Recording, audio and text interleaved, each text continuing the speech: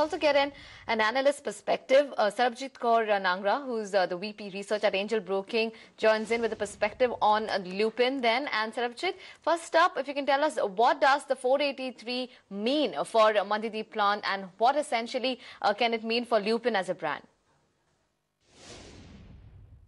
Definitely in terms of approvals and other things might get impacted because of this, and hence obviously the US business could be impacted. But I think Mandeep, even in terms of numbers, I think even if I have to look at roughly, I think it will impact the EPS to the extent of 6 to 8%. And currently the stock has corrected, and this was the only stock in pharma which was riding high, that it's the only company which has no US FDA concerns, and hence multiples were pretty higher. So I guess it's correcting to realistic levels now. So it's nothing that the company is becoming dirt cheap after reaction. So I guess it's just reaching the realistic levels. Now, Sarabjit, 483 for Lupin, first in Goa, now in Mandideep. Do you think that the earning projections for Lupin for FY16 and especially for FY17 will be under threat? US, as I told you, currently the 483 observations, one or two are serious, rest of them are not that serious actually.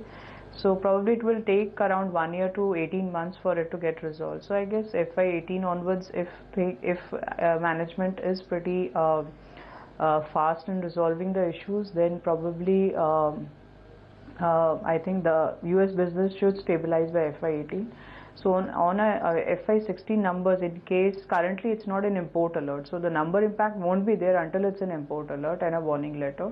So currently I'm saying in a worst case scenario, in case import alert happens, the earnings will be impacted by 7%. The stock has already corrected to that extent. So I don't see number wise the stock doing anything great from here on. In terms of other geographies, no. Lupin is like Sun Pharma is highly dependent on US for its growth and its profitability. So in case these two units face a major import alert, then probably their growth will be impacted. Now, Sarabjit, we have seen Sun Pharma, Lupin, Dr. Reddy getting 483s and other compliance-related issues. Do you think now there would be limited upside for most of the frontline pharma stocks?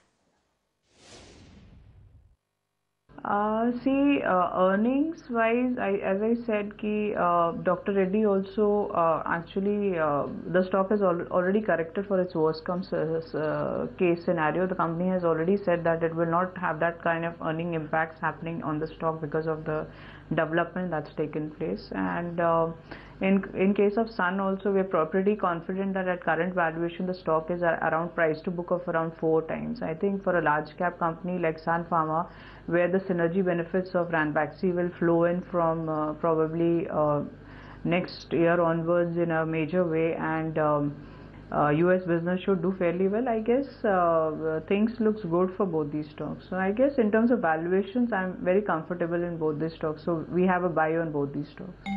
Sarabjit, really appreciate your time and glad you could join us. The market breadth is looking slightly shaky, but Lupin, what a mighty recovery in that stock from the day's low. After the Morgan Stanley report, Lupin has appreciated by a good 5 to 6%. The day's low was sub 1,300 rupees, and that the stock had hit at about 11 o'clock, and from there it's been a smart recovery. The collateral damage has been done. The point to ask is how much of the bad news is in the price, and if an import alert does not come for